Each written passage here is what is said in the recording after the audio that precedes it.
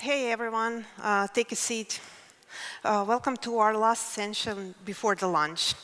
So now we heard a lot about AI getting physical, and as someone who spent a lot of time and energy in building such physical AI systems, I spent also a lot of time praying for exits and actually worrying who's going to fund all this. So let's flip the question and let's ask someone who actually writes the checks. I would like to welcome our next panel, the real AI gold rush, where VCs actually place the bets. Please welcome our speakers to the stage.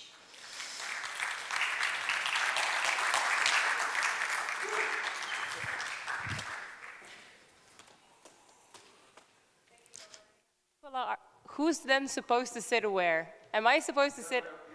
Okay, thank you. No. Okay. Okay, I'm gonna be Dina for this panel, I guess. Yeah, and I'll be Vishal. Thank you for joining. I have so many VC insights for you.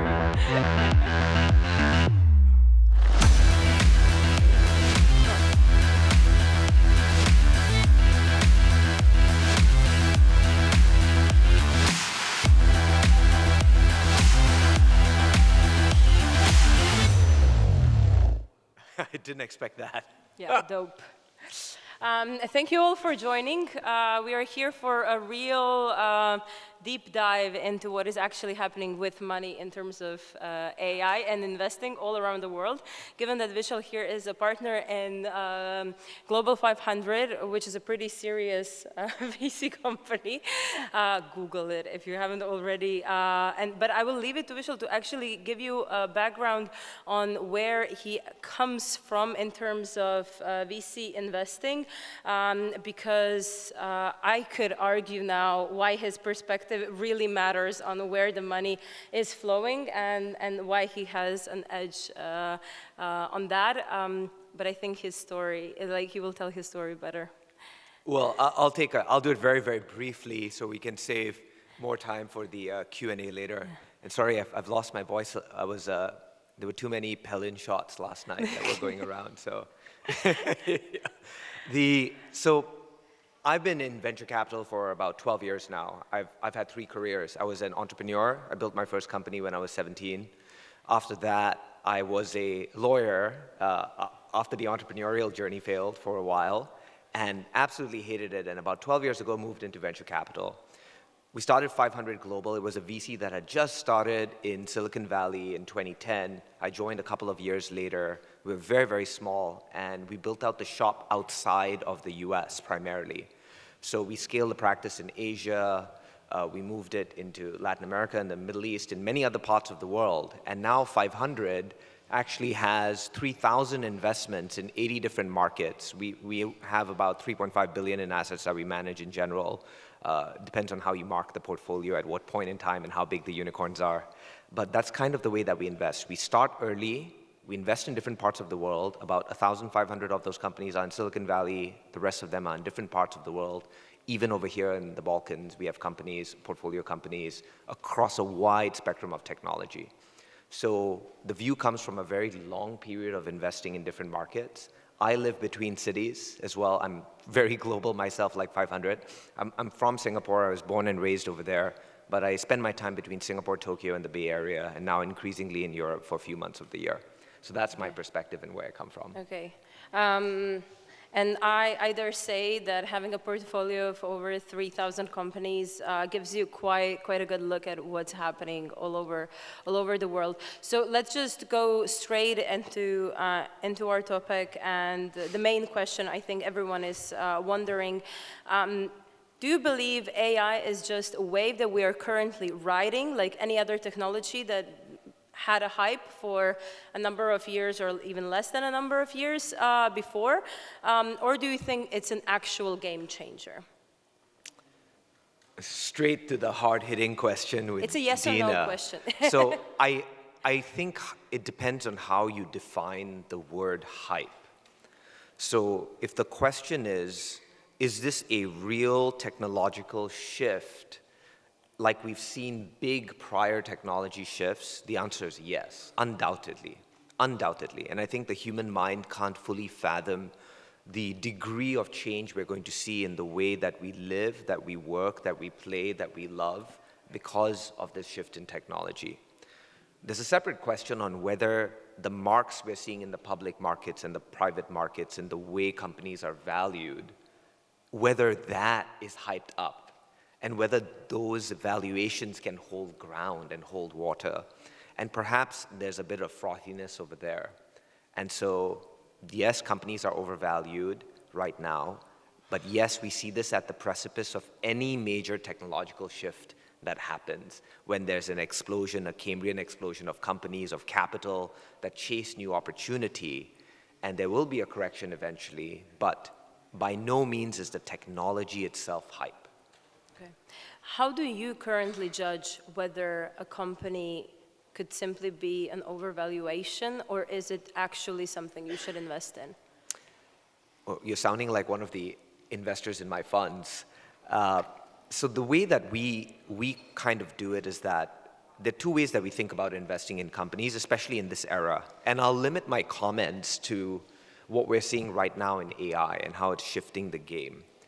So we built our bones being early stage investors primarily, but we have later stage investment practices as well. So we start early, we have a growth equity practice in some parts of the world, and we even do special situations investing, which is pre-IPO for existing portfolio companies that we have.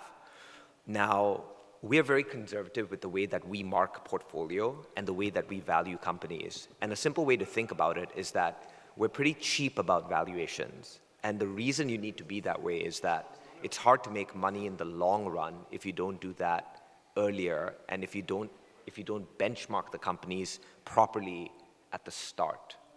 And I'll give you an example of this. So right now in the SaaS era for companies that are in the software space, we've seen massive write-downs happen over the last few years of companies in the public markets that are in SaaS.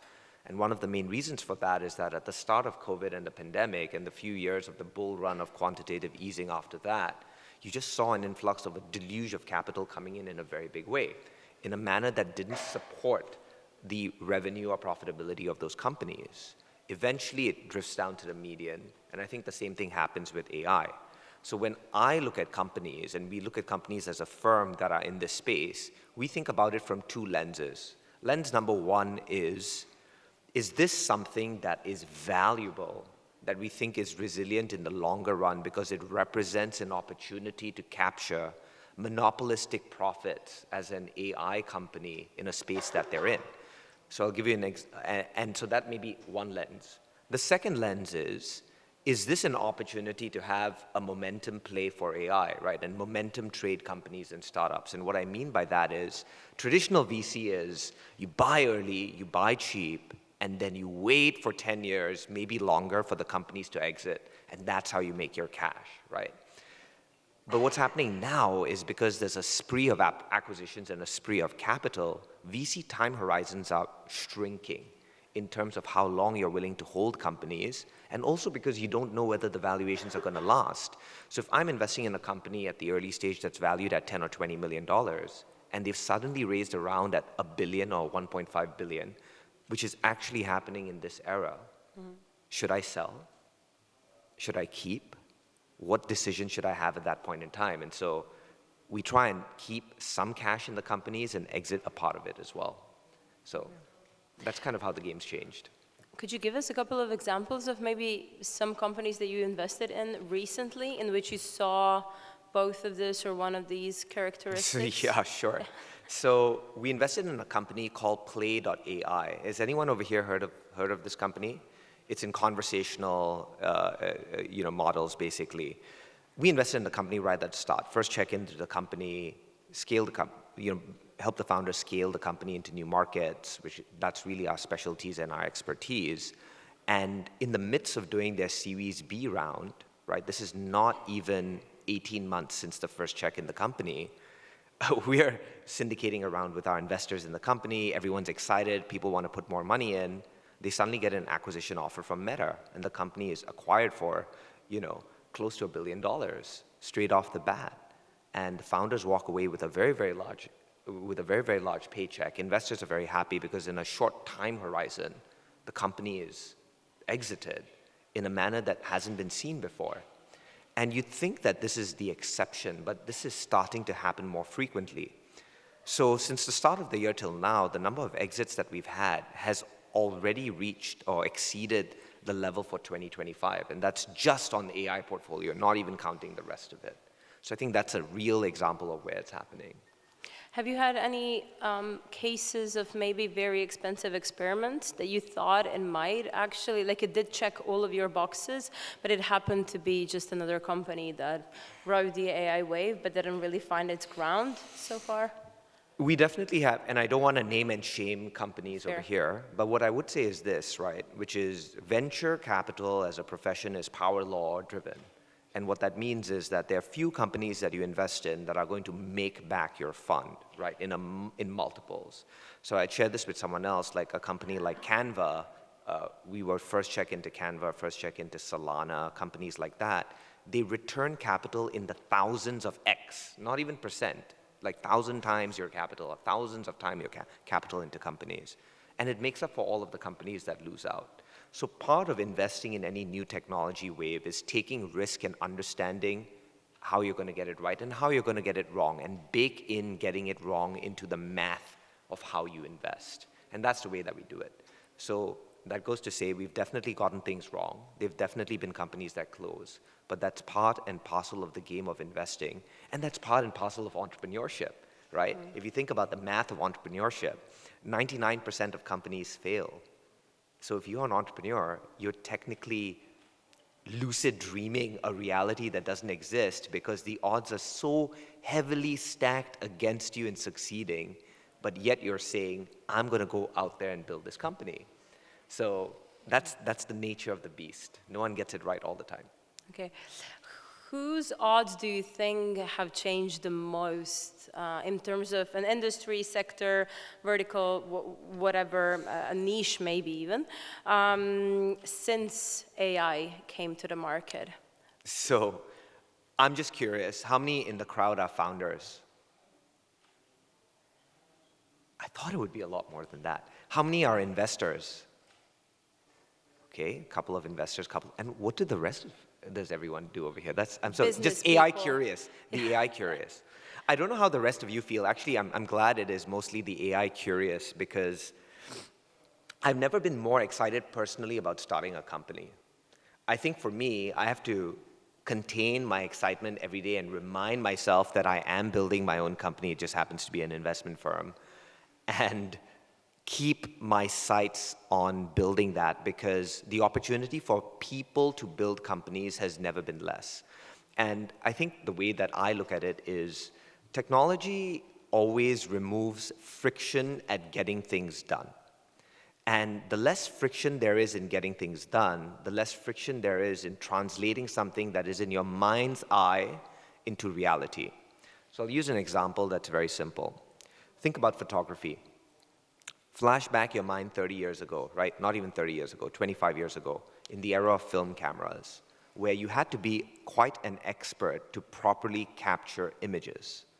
There's then a technology shift and you move to digital cameras. It makes it infinitely easier, and there's suddenly a democratization of the art of photography because more people can do it and at least capture images more frequently. There's then a revolution and it comes to the phones, and then you have filters, and then you have apps that help you translate what is in your mind's eye again into reality in a much easier way. And you see this across the arts. You see it in music, where you can now hum tunes and compose orchestral pieces with nothing more than technology. You see it in art, photography, music, movies, all sorts of things, where translation is reduced. Entrepreneurship is also an exercise in that sort of creativity and self-expression, which is the ability to build companies is also a form of who you are. It's just a commercial venture. It's an extension of self. So what are the tools that are available to you for now? Many of you would say, how am I going to build a company if I don't know how to code? Well, the barriers to understanding code now have fallen significantly because of things like vibe coding. You still are going to need a programmer in the loop to get it out and ship it and make it product ready. But you can put together a hacked up piece of software pretty easily for someone else to finish. Translation of the mind's eye into reality. So what it means for everyone is you have a unique opportunity to build something in your hands quite easily, leveraging these tools, because the cost of starting is now in the hundreds of dollars. How much does it cost to have a pro subscription to Claude or ChatGPT and a couple of software on the back end, right? And a few hands on the front end to get things done? It's dropped. So is there a specific industry or sector in which you've seen that that has now really changed the game? That maybe the cost of entry was extremely high and now people are using AI to bridge that? Or maybe to switch up, do you think there is a huge opportunity in a certain sector, but it seems as if entrepreneurs or companies haven't really used AI to its full potential in that area? So I think the biggest area in which we're seeing momentum right now is in the small-scale consumer apps category, where people are building applications to solve very narrow consumer pain points and issues, right? So you have your companies that are doing your broad LLMs, but things that are helping you enact very specific tasks in your day-to-day lives. I think that's one category that's exploding. And there's an interesting sort of like segue to something like this, which is the category in which there should be a very large opportunity, but it hasn't shown itself yet fully, is in enterprise, is in the adoption of AI by the largest companies in the world. It's happening at a very slow pace. I was in Japan at the start of the year at this forum called the Gartner Forum, where they brought together the CIOs of all of the large Japanese zaibatsus. And similar thing in New York, where top leaders of companies, the CIOs, this is the chief information officers, the people responsible for technology deployment, are all in the room. And I was speaking with all of them about AI and updating them on the latest developments. And I asked them, are any of you implementing AI at an enterprise level yet? Crickets in the room. No one had really developed or deployed anything yet, more than Microsoft Copilot. And the reason was very simple.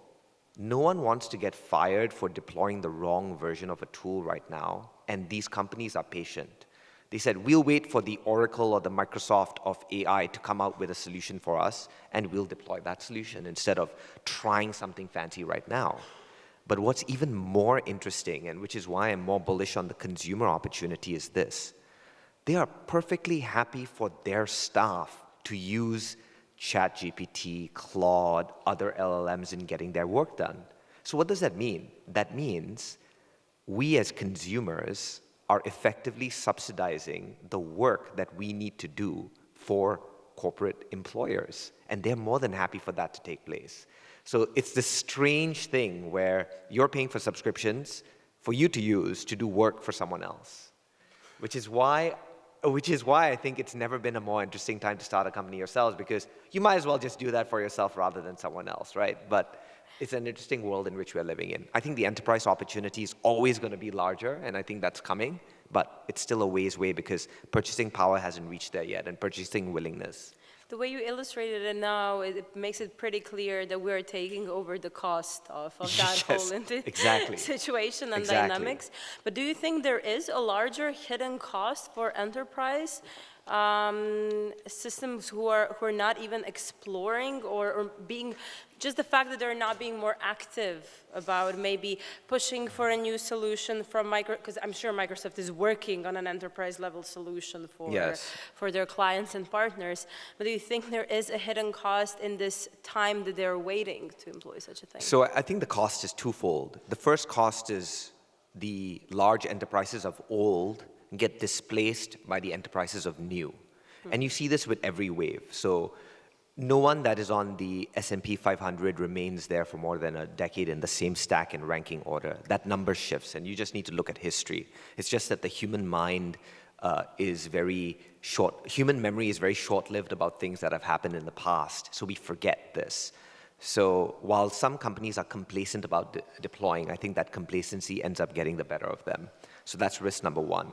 Risk number two is that in the process of the Microsofts and the Salesforces developing tools to deploy in the enterprise to enterprise customers, That's what gives younger, more nimble companies the opportunity to build and develop software, which is why you have companies like, I'll just use an example of Slack, which didn't exist. It was a completely new mode of communication for within enterprises to come up and survive and succeed, because nothing like that really existed in the past, and it was too slow to rely on the development through more traditional organizations like Microsoft to develop a solution for a customer base. Yeah. Okay, let's move to the geographical aspect of this entire game, rush, whatever you want to call it. How do you see the differences being laid out there? Obviously, for us in Europe, there's always this comparison with the US. I dare say this year, we are also more looking more towards China, given that we are kind of in between and also out.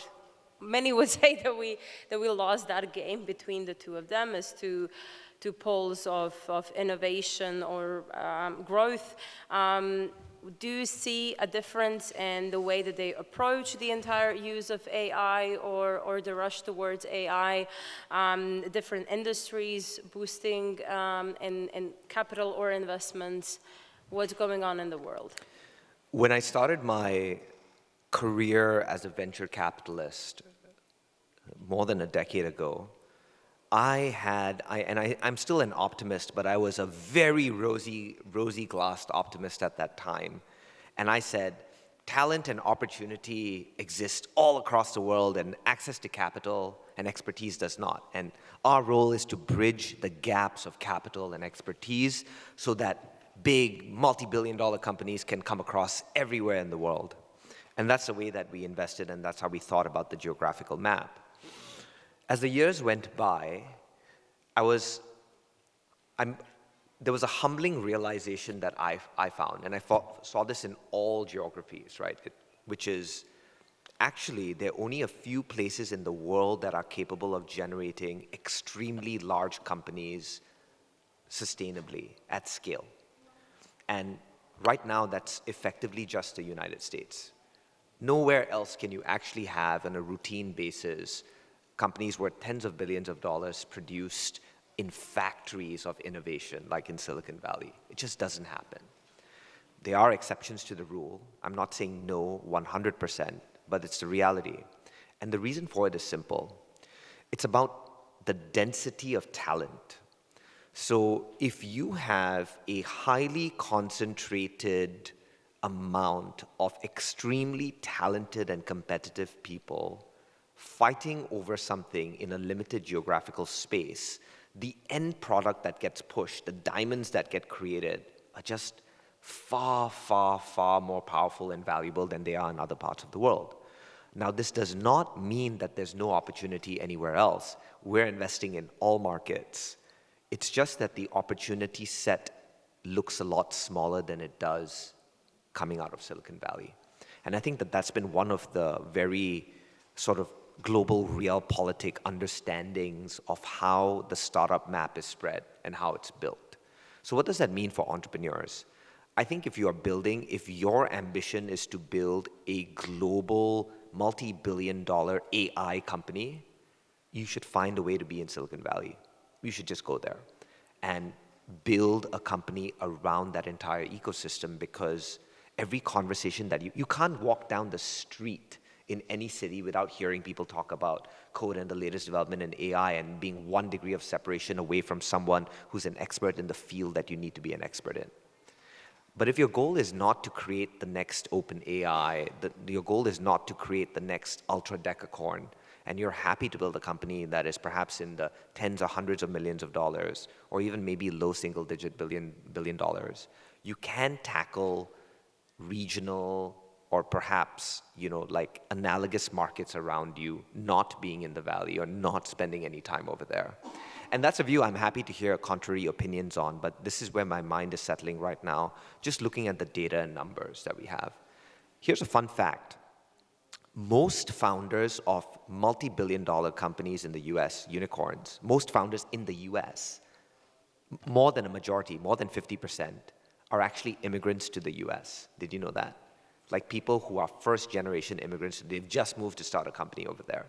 So there's this this thing, this cycle that happens in which companies are created in this particular way. And there's no reason that something like that's going to stop. Yeah.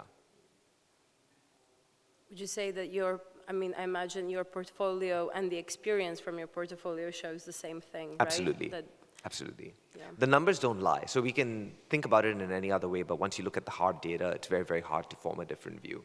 Okay. So let's say that the US definitely is a place to innovate at the moment, but how would you say that then China compares in this battle of 2020s between them?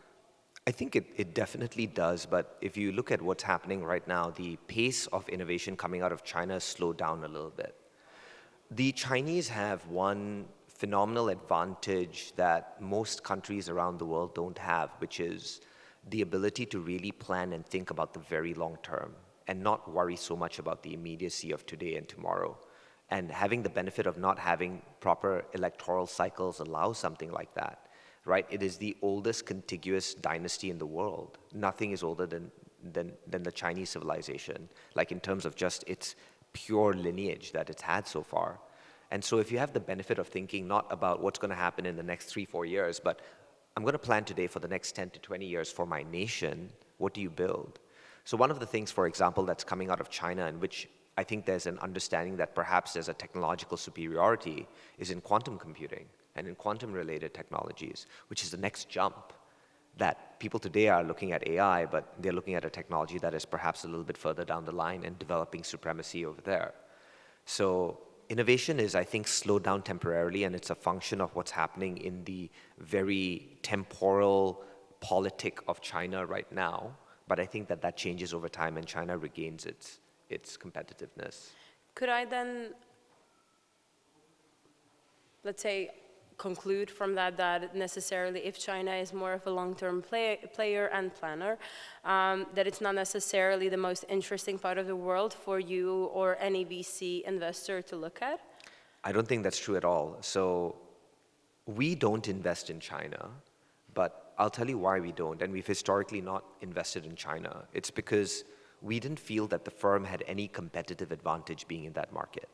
So it was a conscious decision based on where we saw our strengths were, and not a judgment of the opportunity in the market.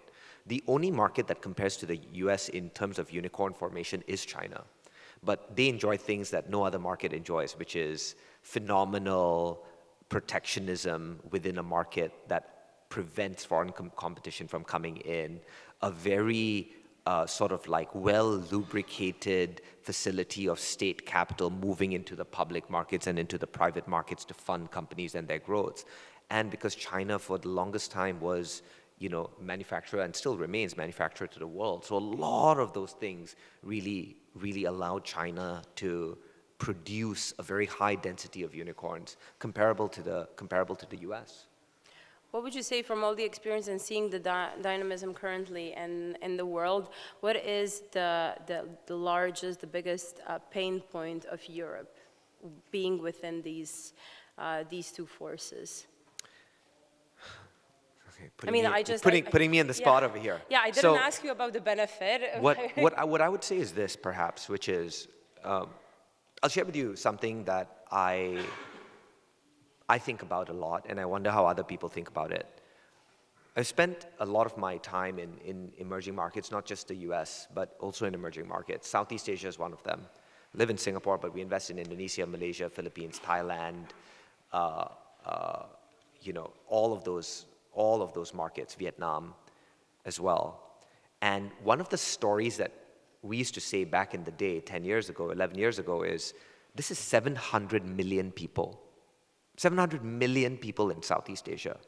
If you think about that market size, it's huge. It's bigger than the United States. It's not as big as China, India, but it's still massive. Indonesia itself is 250 million people that live in Indonesia. Just think about that for a second, right? Fourth largest country in the world, massive in size. So we started to invest in technology companies all across these markets. Very few reach scale. We have a whole bunch of unicorns in Southeast Asia, by the way, that we've invested in. Grab, Carousel, like a whole bunch of them. But they could never get to the level that we saw in other markets. And the reason is that purchasing power is just not at par with other parts of the world. And it's nowhere close to the US. And it's nowhere close to Europe as well as a market. The second part is that you can't think about the markets as being 700 million people because there's similarities in some of the markets, but they're mostly different in many ways as well. So if you think about Singapore, Malaysia, Philippines, Indonesia, Vietnam, and if you've been to those places, you'd know that they're very different from each other. But where they're similar are cities. Countries are different, but cities are very, very homogeneous. So it's not Singapore, Malaysia, Indonesia, Vietnam, Thailand, Philippines. It's Singapore, Kuala Lumpur, Jakarta, Bangkok, Ho Chi Minh, Manila, and then you can build businesses across cities. So if I'm thinking about Europe, right, I wonder where are the similarities and differences between those markets. I wonder how regulation, culture gets in the way of lubricating business, even though it seems like it is large and homogeneous. And then I wonder, as entrepreneurs that are building companies in these markets, perhaps the better way to think about it is not what's in my backyard, but where is there a similar pain point for the product I am building across the world? Because of the new technology stack in AI, it's never been easier to build a global company no matter where you are. So you can sit in Zagreb and service clients all across the world if you wanted to from here that have a similar pain point and not limit yourself geographically to just your hometowns, to just your regions, or just the continents that you're on, because you're unnecessarily curtailing market size. Okay. One final question, unless we have a question from the audience. Anyone wants to? Yeah? Okay. Yeah, Cool. Let's move then. Is that okay, Maya?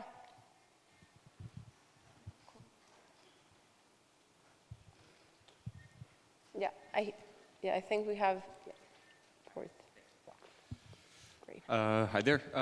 Thank you so much, Vishal, for your unique perspective. I wanted to ask you, when you're talking about this kind of lower barrier to entry and running ideas to, some sort of an execution faster, we often get pushbacks, right, from this more traditional, oftentimes engineering portion of this world, that it can't scale. It can't it can't move to scale as efficiently, as stably, right? All of these ideas. So with this idea of vibe coding and people entering this field much quicker, are you seeing different team compositions in these organizations that you're encountering now versus a few years back, right? Are they comprised of different personas?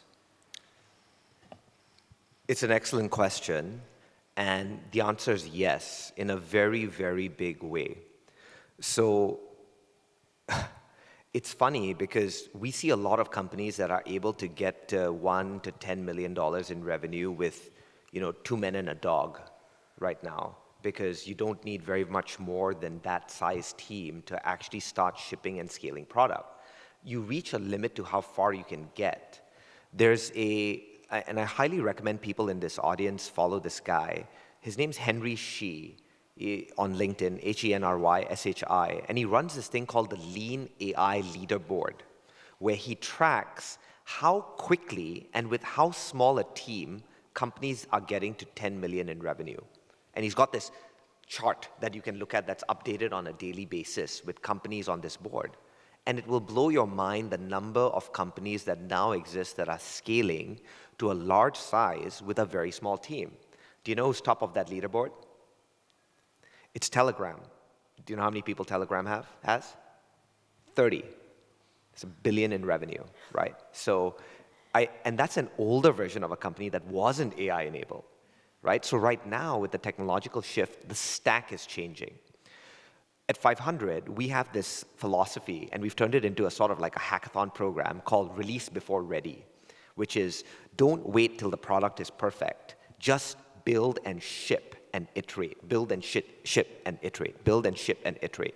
And that's kind of what we're doing, and that's what we're encouraging entrepreneurs to do as well. And because of that, you can then put resource where you have traction. The other thing that's interesting, and I'll just say one last thing about this because it's important, is that the need for entrepreneurs to raise capital is reducing. So many people come to us and they're like, oh, we just need a push. We need our first check to get it off the ground. But honestly, you don't. You don't. The question is, how much pain are you willing to endure to ship the product that you want to ship? How much risk are you willing to personally take to get to the goal that you want to get? And if you can stomach it, it's never been easier to start generating revenue through apps, through whatever it is you're building. And one of the easiest way to do it is to tackle, and we've seen a lot of success with this, maybe not venture backable, but companies and entrepreneurs are successful, targeting very narrow problems in areas where you're familiar with. So you may be in shipping, or you may be in drones, or you may be in consumer products, and you understand that there's this one narrow problem that's faced in the industry that's a huge pain point that can be automated or solved in a through technology. And you start with tackling that, and you use that as your wedge, and then you start building horizontally. We've seen that strategy work in this field with entrepreneurs that require very little capital to scale.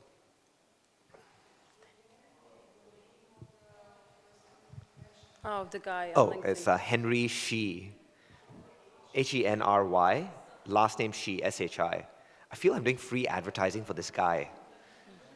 Yeah, I have no affiliation. Yeah. Are we allowed to take on another question? There's a break afterwards, right? Yeah, we can take Yeah? another question, yeah? Somebody else also had a question I remember raising. Alex, is that you? Yeah?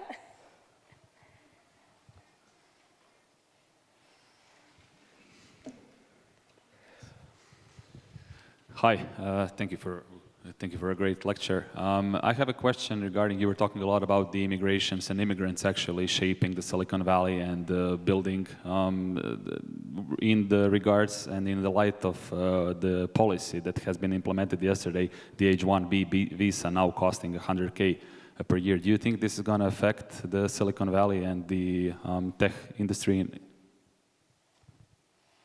I couldn't hear you clearly, so just for me to repeat it, is it about the new immigration policies and how The that H-1B visa, yeah. $100,000 fee?